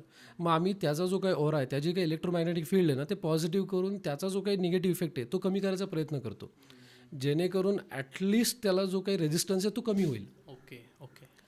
कर्मांचा विषय थोडा पुन्हा मला छेडायचा आहे की प्रारब्ध ठरलेलं आहे. हा माणूस यावेळी काय कर्म करणार आहे हे सुद्धा ठरलेलं आहे का? हो, नेहमी आहे ना कर्मामध्ये किंवा नशिबामध्ये ना लेफ्ट आणि राईट ह्या दोन्ही ऑप्शन्स असतात. बऱ्याच वेळा कसं होतं की जो चोरी करतोय ना तो पण त्याच्या गोष्टीमुळे, म्हणजे त्या नशिबाच्या जे काही स्क्रिप्ट लिहिलेली ना त्यामुळे. बऱ्याच वेळा प्लॅनेटरी इफेक्ट जे असतात, कोणी मर्डरर असेल किंवा सर्जन असेल, त्याला ब्लड आणि ह्युमन लाईफशी खेळायचं आहे. जो मर्डर आहे तो पण ह्युमन लाईफ आणि ह्याच्याशी खेळतो आहे सेम. पण सोसायटीने एक काम ॲक्सेप्टेबल केलेलं आहे आणि त्याला स्टेटस दिलेलं आहे, दुसऱ्या कामाला सोसायटीमध्ये तिथे ॲक्सेप्टन्स नाही आहे किंवा ते काम बॅड कर्माजमध्ये काउंट होतं. साधारण 9 प्लॅनेट्स प्रत्येक माणसाच्या लाईफमध्ये परमनंट आहेत. 12 हाऊसेस परमनंट आहेत, 12 राशीज परमनंट आहेत. हे काय कॉम्बिनेशनमध्ये येतात, त्या कॉम्बिनेशनमध्ये तुम्ही स्वतःच्या फायद्यासाठी दुसऱ्याचं नुकसान करताय काय, that is a part of karma. आता डॉक्टर ज्यावेळी ऑपरेशन करतोय तो कुणाच्या तरी सफरिंग कमी करण्यासाठी आणि कोणाला तरी स्मूथनेस देण्यासाठी, लाईफमध्ये त्याचं जे काही पेन आहे ते कमी करण्यासाठी काम करतोय. ऑन दी अदर हँड कोणी क्रिमिनल असेल तर तो दुसऱ्याला स्वतःच्या फायद्यासाठी त्रास द्यायचं काम करतोय. So intention of karmas is different. त्यामुळे इंटेन्शन फार महत्त्वाचं आहे. तुम्ही ज्यावेळी स्वतःच्या फायद्यासाठी दुसऱ्याचं नुकसान करता त्यावेळी तुम्हाला सगळे कर्माचे नियम लागू होतात. आणि म्हणून आपण म्हणतो की चांगले कर्म करा, म्हणजे कमीत कमी लोकांना त्रास होईल अशा दृष्टीने तुमचं वागणं, बोलणं आणि विचार असायला हवे. पण म्हणजे कर्म करणं आपल्या हातात आहे, म्हणजे Choices आपल्याकडे आहेत. प्री डिसाइडेड नाहीये की हा माणूस या वेळेला हे कर्म करणार आहे, हे लिहून नाही ठेवलेलं. हे लिहून नाही ठेवलेलं तसं इंडिव्हिज्युअल लिहून ठेवलाय तसा. येस. ओके, अच्छा, ओके. माझं त्यात कन्फ्युजन झालं होतं. पूर्वीच्या काळी लोक म्हणतात सत्संग करा. हां हां. सत्संग त्यासाठी सांगितलं आहे की जे काही तुमच्याकडे चॉईसेस आहेत ते तुम्ही चांगले चॉईसेस करू शकाल. आणि जर समजा एखाद्या गोष्टीकडे आपल्या ह्युमन माइंडमध्ये 1% पण कॅपॅसिटी नाही आहे की तुम्हाला जे माहिती नाही आहे त्याच्याबद्दल तुम्ही विचार करू शकता. कुठलाच सब्जेक्ट घ्या, ज्याच्याबद्दल माहितीच नाही आहे त्याच्याबद्दल तुम्ही ना बोलू शकता, ना विचार करू शकता, ना काही सांगू शकता. बरोबर. त्यामुळे इनपुट महत्त्वाचे आहेत म्हणून सत्संग सांगितलेलं आहे. अच्छा. किंवा तुमचं नेटवर्किंग सांगितलेलं आहे. सो तुम्ही अशा नेटवर्किंगमध्ये राहा जेणेकरून ते तुम्हाला लाईफमध्ये ग्रोथ करायला, इव्हॉल्व करायला मदत होईल. सो ज्या काही तुम्ही प्री डिटरमाइंड आपण गोष्टी म्हणतो ना, तर समजा एखाद्याला डेस्टिनी असेल की जेल होणार आहे, बरोबर. आता जेल होणारे 2 येणे, जो जेलर आहे त्याच्या पत्रिकेमध्ये साधारण तेच प्लॅनेटरी कॉम्बिनेशन आहे, पण ते ॲज अ करिअर म्हणून आलेले आहेत. आणि जो जेलमध्ये जी काही पनिशमेंट एक्सपिरियन्स करतोय, ज्याला पनिश झालेली आहे, त्याच्या ह्याच्यामध्ये त्याच्या कर्माच्या बॅड कर्मामुळे ती पनिशमेंट आहे, त्याचा फ्रीडम गेलेला आहे. सो ॲक्टिव्हिटी एकच आहे, इंटेन्शन आणि पर्पज दोघांचे वेगवेगळे आहेत. अच्छा. जी वास्तू आहे ज्याच्यात मी आत्ता राहतोय, तर याचा आणि पूर्वकर्म असतील किंवा पूर्वजन्म असेल, म्हणजे मागच्या जन्मातलं संचित असेल, तर त्याच्यावरून ठरतं का की मी चांगल्या वास्तूत राहणार आहे की मी खराब वास्तूत राहणार आहे? प्रश्न चांगला आहे. त्यामध्ये कसं होतं की बऱ्याच वेळा तुम्ही वास्तू चूज नाही करत, वास्तू तुम्हाला चूज करतं. अच्छा, ओके. तुमच्या लाईफमध्ये जे काही फ्युचर इव्हेंट्स येणार आहेत त्याप्रमाणे वास्तू तुम्हाला अट्रॅक्ट करतं. तुमच्या ब्रेनमध्ये, माइंडमध्ये तुम्ही एखादी गोष्ट नवीन घ्यायची हा विचार पण तुमच्या प्लॅनेटरी पोझिशनमध्ये जे नक्षत्र आहेत ते नक्षत्रच तुम्हाला देतात. आणि जर समजा तुमची टाईमलाईन चांगली असेल तर तुम्ही चांगल्या वास्तूकडे अट्रॅक्ट होता, आणि तुमची टाईमलाईन खराब असेल तर तुम्ही बॅड वास्तूकडे अट्रॅक्ट होता. आणि बऱ्याच वेळा काय होतं की जोपर्यंत हे जे काही आपण म्हणतो आगामी आणि संचित, आगामी म्हणजे करंट याच्यामधले जे काही ब्लेसिंग्स घेतो आपण डायरेक्ट इनडायरेक्ट, जे काही आपले गुड कर्माज आहेत त्यांनी ऑटोमॅटिकली आपल्या मॅग्नेटिक फील्डमध्ये फिल्टर्स येतात. कोरोना होता त्यावेळी आपण मास्क वापरत होतो, बरोबर, किंवा कुठे काही सनलाईटमध्ये गेल्यानंतर गॉगल घालतो. आपण काय करतो, सूर्याला झाकतोय का? नाही, आपण आपल्याला प्रोटेक्ट करतोय. द सेम वेने आपण ह्या ज्या काही सगळ्या गोष्टी जे काही बॅड वास्तू मिळायची पॉसिबिलिटी आहे ती आपण कमी करू शकतो. आपण कंट्रोल्ड वेने लाईफ प्लॅन करायचा आणि एक्झिक्यूट करायचा एफर्ट करत असतो. त्यामुळे जर समजा कोणाच्या लाईफमध्ये वास्तू चूज करायची किंवा घर घ्यायचे अशा पद्धतीने जर समजा काही योग आला असेल, त्यावेळी प्रत्येकाने साधारण ॲस्ट्रो वास्तूप्रमाणे अलाइन करून घर घ्यावं किंवा अलाइन करावं, जेणेकरून घरामध्ये राहणारी जी काही लोक आहेत, लहान मुलापासून वृद्ध माणसांपर्यंत, प्रत्येकाचं लाईफ स्मूथ होईल. तुम्ही खूप लोकांना भेटता या संदर्भात, खूप काय काय प्रश्न तुम्हाला विचारत असतील. तुमचं काय ऑब्झर्वेशन आहे? लोक थोडेसे घाबरून या गोष्टी मागे लागतात किंवा थोडंसं मनामध्ये त्यांच्या धास्ती असते म्हणून हे सगळे रेमेडीज असतील किंवा काय? बऱ्याच वेळा काय होतं की सोशल मीडियावरती या जे काही सायन्स आहे त्याचा मिसयूज खूप प्रमाणात होतो. तुम्ही बघितलं असेल, प्रत्येक फेस्टिवल आलं किंवा काही आलं की छोटे छोटे टिप्स येतात. तुम्ही वेलदोड्याचा उपाय करा, लवंग उपाय करा, जे काही असतील. पण जर समजा मी काहीच करत नाही आहे माझ्या लाईफमध्ये आणि मी नुसतेच वेलदोड्याचे उपाय करत राहिलो तर माझं नशीब बदलणार आहे का? अजिबात नाही. उद्या मला उठून काही ऑपॉर्च्युनिटी मिळणार आहे का? तुमचे पहिले लाईफ स्किल डेव्हलप करायला पाहिजे. लाईफ स्किल डेव्हलप करण्यासाठी तुम्ही स्वतः काहीतरी नॉलेज गेन करायला पाहिजे. ज्यावेळी माणूस पैशाच्या मागे पळतो ना, पैसा आणखी पुढे पळतो. ज्यावेळी तुम्ही नॉलेज आणि स्किल डेव्हलप करायला जाता ना, पैसा बाय प्रॉडक्ट होतो. आणि कुठल्याही गोष्टीमध्ये सक्सेसला शॉर्टकट नाही. इथं चमत्कार नाही. इथं तुमची टाईमलाईन आहे, तुमचा स्पीड ठरलेला आहे. तुम्हाला फक्त ते अलाइन करून जे काही मॅक्सिमम अचीव करता येते कमीत कमी वेळेमध्ये ते करू शकतो. पण त्याच्यासाठी एखादी गोष्ट केल्याने, सोशल मीडियावरती ज्या पद्धतीने दाखवतात त्याने चेंज करणं शक्य ओके नाही. अच्छा, ओके. मला तुम्ही मॅप कसा काढताय थोडंसं जाणून घ्यायचं आहे, कारण मी आत्तापर्यंत वास्तुशास्त्रज्ञ असेच पाहिलेत की आलेत, त्यांनी पाहिलं आहे सगळं आणि कुठे काय चुकतंय, हा इकडे टॉयलेट नको, हे आग्नेय आहे, ते किचन पाहिजे वगैरे वगैरे. पण हे काय डिटेल्ड आहे अजून मला थोडं जाणून घ्यायचं आहे. ही जी काही मेथड आहे त्याला आपण 16 झोन मेथड म्हणतो. आणि ही पद्धत काही मी शोधून काढलेली नाही. हे जे काही शास्त्र अवेलेबल होतं ह्याचे काही तुम्हाला जे काही रेफरन्स आहे ते लाल किताबमध्ये मिळतात. त्याच्यानंतर दिल्लीमध्ये महावास्तू म्हणून आहेत, त्यांनी याच्यावरती खूप चांगलं रिसर्च केलं आणि हे रिसर्च करून साधारण जे वास्तू रिझल्ट येतं ते वास्तू आपण फॉलो करतो. मी ट्रॅडिशनल वास्तू आणि सगळ्या वास्तूचा अभ्यास केला, पण जे प्रॅक्टिकल अप्रोचला धरून आहे आणि जे कमीत कमी एफर्ट्समध्ये तुम्हाला मॅक्सिमम रिझल्ट देतं, ती ही पद्धत आहे जी आत्ताच्या आपल्या मॉडर्न लाईफमध्ये साधारण ही लागू पडते. तर यामध्ये बेसिकली काय होतं, आपला जो डेस्टिनी डिझाईन प्रोग्राम आहे त्यामध्ये आपण प्रत्येक प्रॉपर्टीमध्ये थोडं मागे लोटलं तर दोघांनाही दिसेल. हां. सो आपण काय करतो की बऱ्याच वेळा लोकांना समज किंवा क्लॅरिटी नसते की वास्तूमध्ये डिरेक्शन बघायचं कसं. ज्यावेळी आपण अशा पद्धतीने मॅप काढतो ना, त्यावेळी तुम्हाला जी ईस्ट वाटते ना, ती ईस्ट नसेल माईट बी. मी कुठल्या तरी वास्तूमध्ये गेलो आणि माझ्याकडे मॅप नसेल तर मी पण प्रॉपर डायग्नोसिस करू शकणार नाही. सो बेसिक मेथड आहे की तुमच्या प्रॉपर्टीचा 16 झोन ऑटोकॅडमध्ये एक्झॅक्ट डिग्री घेऊन, त्या लॅटिट्यूड लॉन्जिट्यूडला डिग्री घेऊन काढलेला मॅप आपल्याकडे असायला हवा. जसं तुम्ही ब्लड टेस्ट देता, ब्लड टेस्टमधले हिमोग्लोबिन किती आहे, WBC किती आहे, RBC किती आहे, हे जर समजा पॅथॉलॉजिस्टच्या समोर मी फक्त ब्लड एका बॉटलमध्ये ठेवलं तर तो सांगू शकतो का? नाही. त्याला certain process through, equipment through run करायला लागेल. द सेम वे कुठलीही वास्तू कोणी जर समजा तुमच्या घरामध्ये येऊन फिरून जर बघून काही उपाय सांगत असेल तर त्याची प्रोबॅबिलिटी 50-50 असू शकते. पण ते ॲक्युरसीच्या जवळ नक्कीच नाही जाणार. आपण ज्या पद्धतीने करतो त्याच्यामध्ये आपण पिनपॉईंट करू शकतो एक्झॅक्ट इव्हेंट काय. आणि ह्यामध्ये काय करतो आपण 0 डिग्री आणि 360 डिग्री नॉर्थ आयडेंटिफाय करून तिथे एक सर्क्युलर मोशनमध्ये आपण 16 झोन आयडेंटिफाय करतो. या 16 झोनचं काम काय, त्याच्यामध्ये मेनली आपण कॅटेगराईज करतो की तुमचं एंट्रन्स कुठे, त्याचा 50% इम्पॅक्ट असतो. कुठल्याही वास्तूमध्ये 32 पॉसिबल एंट्रन्सेस असतात. त्याच्यामधले 8 खूप पॉझिटिव्ह आहेत की जिथे अगदी गरीब किंवा भिकारी जरी राहायला गेला तरी तो राजा होऊ शकतो. आणि 8 खूप निगेटिव्ह आहेत की जिथं राजा जरी राहायला गेला तरी तो भिकारी होऊ शकतो. आणि 16 मिड टू निगेटिव्ह टर्म्सचे निगेटिव्हच इफेक्ट देतात. जर समजा तुम्हाला ह्या 32 एंट्रन्सची नॉलेज असेल, माहिती असेल की माझा वास्तूमध्ये एंट्रन्स कुठला आहे आणि मी एफर्ट घेतो त्याला हा पूरक आहे की मारक आहे, तर तुमचं लाईफ स्मूथ होईल. एफर्ट घ्यायला कोणीही मागे पडत नाही आहे किंवा मागे हटत नाही आहे. पण जर समजा त्या एफर्टला तुम्हाला नशिबाची साथ नसेल तर तुम्ही किती एफर्ट घेतले तरी तुम्हाला रिझल्ट त्या पटीत मिळणार नाहीत. आणि एका लेवलनंतर मग देवावरचा विश्वास उडतो, ॲस्ट्रॉलॉजीवरचा विश्वास उडतो. जे काही सायन्स अवेलेबल आहे, जे तुम्हाला चांगला मार्ग दाखवत आहे त्याच्यावरचा विश्वास उडून जातो. मग तो म्हणतो की मी सगळं करतो पण मला रिझल्टच मिळत नाही. पण आपण मेन रूट कॉजला कधी पोचलेलोच नाही आहोत.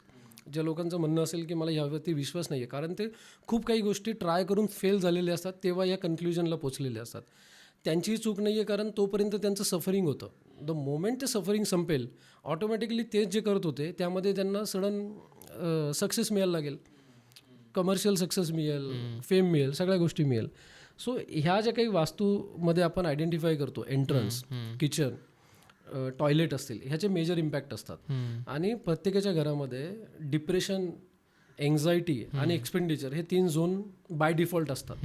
तुम्ही घराचं मॅप केलं असेल किंवा केलं नसेल, हे प्रत्येक प्रॉपर्टीमध्ये, कमर्शियल, रेसिडेन्शियल, फॅक्टरीमध्ये हे 3 झोन असतात. जसं स्वयंपाक करताना मीठ गरजेचं आहे, पण मीठ भाजी एवढं घातलं तर ती भाजी खाण्याच्या लायक नाही राहणार. द सेम केसमध्ये वास्तूमध्ये हे निगेटिव्ह झोन्स पण महत्त्वाचे आहेत. जर समजा तुम्ही कुठलाही विचार न करता निर्णय घेत राहिलात तर तुमच्या लाईफमध्ये काही ना काही अडचणी यायचे चान्सेस आहेत. त्यामुळे अलर्ट असणं लाईफमध्ये हे 3 झोन करतात.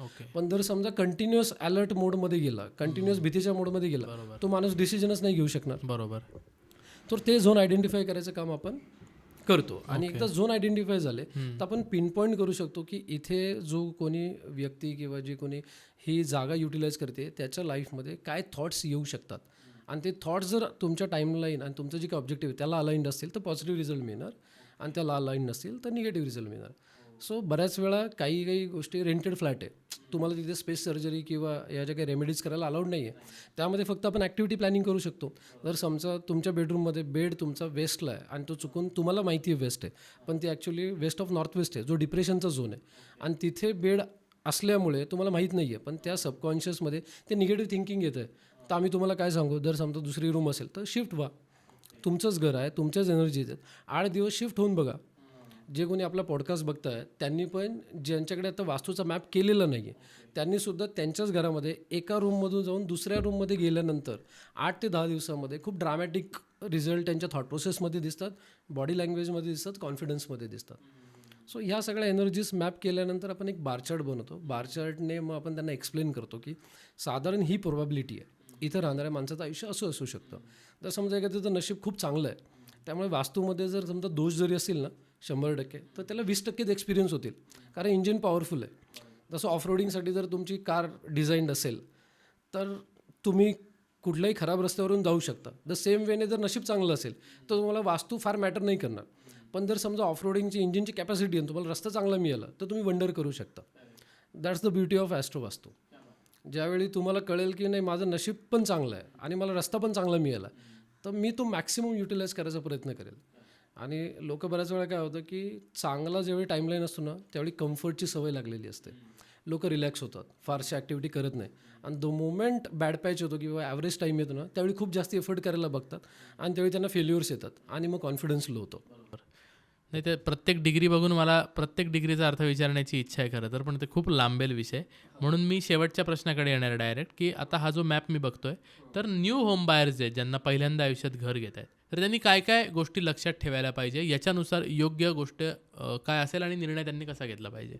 जे काही नवीन पहिल्यांदा फ्लॅट घेत आहेत त्यांच्या आयुष्यामध्ये नॉर्थपासून ईस्टपर्यंत टॉयलेट आणि किचन नको. That is considered as a major vastudosh. नॉर्थपासून ईस्टच्या कॉर्नरमध्ये आणि शक्यतो वास्तूमध्ये डिरेक्शन बघताना घराच्या बाहेर पडताना जी दिशा दिसते त्या दिशेचा तुमचा एंट्रन्स आहे असं समजावं, ना की घरातून आतमध्ये एंट्री करताना. आपण शक्यतो काय करतो, कुठल्याही प्रॉपर्टीचा एक व्हर्च्युअल सेंटर काढतो आणि तो सेंटर मार्क करून नॉर्थ आयडेंटिफाय करतो. नॉर्थ फिक्स झाल्यानंतर ईस्टपर्यंत टॉयलेट असतं कामा नये, जे खूप निगेटिव्ह दोष देतात. किंवा सगळ्यात चांगला उपाय की ज्यावेळी फ्लॅट घेतोय त्यावेळी जर तुम्हाला तुमची टाईमलाईन माहिती असेल आणि ती चांगली असेल तर तुम्हाला चांगलाच फ्लॅट मिळेल. जर समजा तुमची टाईमलाईन ॲव्हरेज असेल किंवा प्रॉब्लेमॅटिक असेल तर तुम्हाला वास्तुदोष असलेला फ्लॅट मिळेल. तो पहिलं समजून घ्या की तुमची टाईमलाईन काय, आणि टाईमलाईन चांगली असेल तर परफेक्ट जो काही तुम्हाला फ्लॅट आहे तो शोधण्यासाठी प्रयत्न करा. त्यासाठी आम्ही मॅपिंग करून देतो. त्यामध्ये ती जी काही प्रॉपर्टी आहे ते आमचा माणूस जातो, मॅप करतो आणि असा PDF मध्ये रिपोर्ट देतो. सो फ्लॅट सिलेक्शन पॅकेज एक आहे, त्याच्यामध्ये तुम्ही ते करू शकता. किंवा जर समजा फार डिटेल आणि फार परफेक्ट वास्तूप्रमाणे जायचं नसेल तर नॉर्थपासून ईस्टपर्यंत साधारण टॉयलेट नको, कारण तिथे रेमेडीज नाही आहेत. आम्ही रेमेडीज जरी केल्या त्याचे रिझल्ट नाही आहेत. बाकीच्या ठिकाणी जे काही दोष असतील त्याला 100% रेमेडीज आहेत, त्याचा 90-95% पर्यंत रिझल्ट पॉझिटिव्ह येतो. पण नॉर्थपासून ईस्टपर्यंत जर काही समजा दोष असतील तर त्याला शक्यतो रेमेडीज नाही आहेत. आणि मेन नॉर्थ ईस्टचं टॉयलेट साधारण असं जे काही आम्ही आमच्या जे काही इन्स्टिट्यूट आहे स्टेलर इन्स्टिट्यूट त्याच्यामध्ये 22,000 ते 25,000च्या आसपास केसेस झाले असतील. आणि त्याच्यामध्ये आमच्या लक्षात आलं की जिथे हार्ट अटॅक आणि कॅन्सर येतो तर तिथे नॉर्थपासून ईस्टपर्यंत टॉयलेट असतं. बऱ्याच वेळा ते नॉर्थ ईस्टच्या टॉयलेटमुळे हार्ट अटॅक आणि कॅन्सर येतो असं नसून तुमच्या नशिबामध्ये तो योग येणार होता म्हणून तुम्ही जाऊन ती प्रॉपर्टी सिलेक्ट केली आणि ते टॉयलेट फक्त निमित्त झालं तुमच्या बॉडीमध्ये डिफॉर्मिटी क्रिएट करायला. कारण जे डिझीसेस डेव्हलप होतात ना ते 1 ते 2 वर्ष आधी तुमच्या बॉडीची केमिस्ट्री चेंज करतात. त्यावेळी तुमच्या लाईफस्टाईलमधले तुमचे चॉईसेस आणि पॅटर्न्स चेंज करतात आणि मगच तुम्हाला तो डिझीज सरफेस लेवलला डॉक्टर जिथे ट्रीट करतो ना त्या लेवलला येऊन तो थांबतो. पण त्याची सुरुवात खूप आधी झालेली असते. त्यामुळे ॲस्ट्रॉलॉजिकल माहिती असणं प्रत्येकाला साधारण फार महत्त्वाचं आहे. कारण आपण एखादं फंक्शन करताना पत्रिका लग्न ठरवतो त्यावेळी आपण लग्नपत्रिका काढतो, सकाळी साखरपुडा हळद या सगळ्या गोष्टी प्लॅन करतो. पण ज्यावेळी जन्माला येतो आहे त्यावेळी आपण त्याचं काही टाईमलाईन आपल्याला माहितीच नाही आहे. जसा महिने दिवस जातील तसं आपण प्रयत्न करतो आहे, पण जाणार कुठे आणि कुठपर्यंत आपलं काय आहे ते कोणालाच माहिती नाही आहे. त्याच्यामुळे जर थोडी आयडिया असेल की माझ्याकडे रनवे चांगला आहे आणि मी ह्या चांगल्या पिरियडमध्ये मॅक्सिमम एफर्ट घेतले तर खूप काही चांगले रिझल्ट मिळू शकतात. आणि हा पिरियड ॲव्हरेज आहे त्यावेळी मी फार काही एफर्ट न घेता जे चालू आहे ते चालू ठेवायचं आहे. तर अशा दृष्टीने तुमच्या आयुष्यातला त्रास आणि कष्ट कमी व्हायला मदत होते.